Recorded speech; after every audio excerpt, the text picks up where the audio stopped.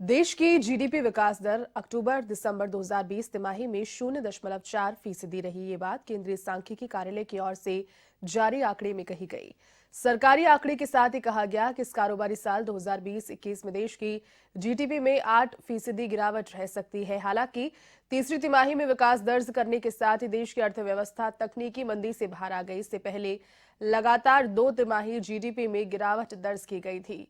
Corona महामारी से लगे झटकों की वजह से पहली तिमाही जीडीपी में 23.9% गिरावट दर्ज की गई। इसके बाद दूसरी तिमाही में भी जीडीपी में 7.5% की गिरावट दर्ज की गई। इस बार के जीडीपी के आंकड़ों के जनवरी में बिजनेस की गतिविधियों में रिकवरी देखने को मिल रही है। सेवा सेक्टर लगातार चौथे महीने बढ़ा है। इसमें जनवरी महीने में भी तेजी रही। निर्यात और फैक्ट्री की गतिविधियों में भी तेजी रही।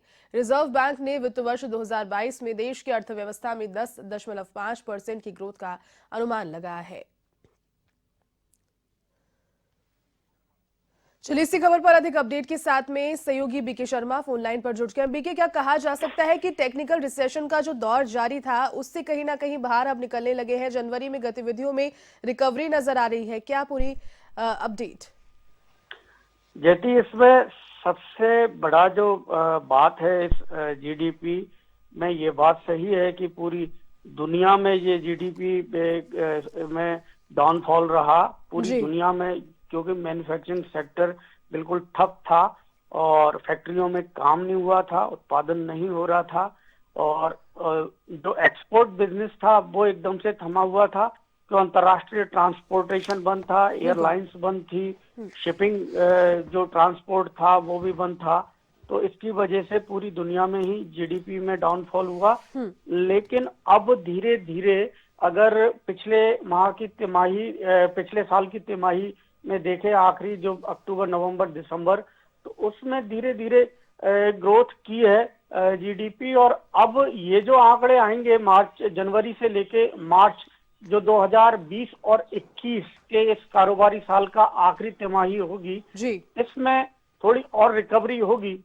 और क्योंकि अब देश भर में फैक्ट्रियों में कामकाज सुचारू रूप से चल रहा है, कहीं भी जो उत्पादन है वो बंद नहीं है बड़े स्तर पर, और सभी जगह मजदूरों ने भी जो पलायन किया था वो ज्यादातर लौट आए हैं या उनकी वैकल्पिक व्यवस्था कर ली गई है जी। तो ये, और दूसरा है जो सर्विस सेक्टर है वो पूरी तरह से काम शुरू हो गया है। उसमें जितनी भी कंपनीज, ऑफिस है, जो सर्विस प्रोवाइडर हैं, वो सभी उपभोक्ताओं को सेवाएं दे रहे हैं।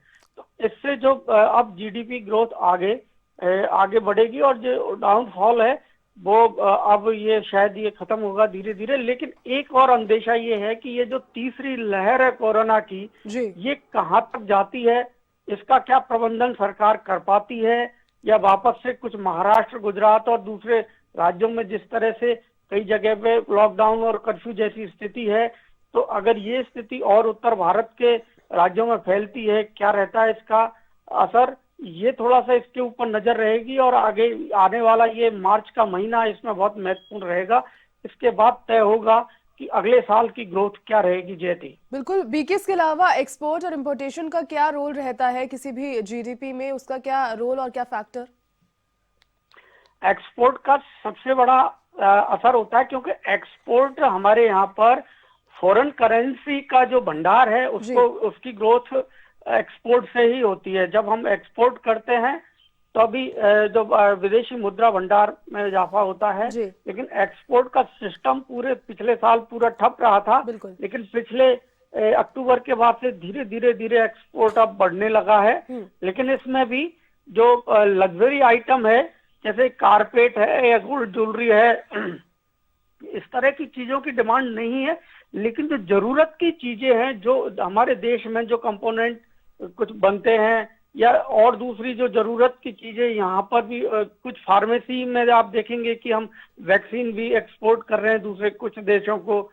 तो दूसरी फार्मा से संबंधित और दूसरी कई सारी चीजें जो भारत में बनती हैं और यहाँ उत्पादन होता है, उनका एक्सपोर्ट अब बढ़ेगा धीरे धीरे। तो इसका जीडीपी पर सीधा असर होता है, क्योंकि एक्सपोर्ट से ही विदेशी मुद्रा भंडार में इजाफा होता है। जयती जी, चलिए बीके, बहुत शुक्रिया फिलहाल तमाम अपडेट के लिए।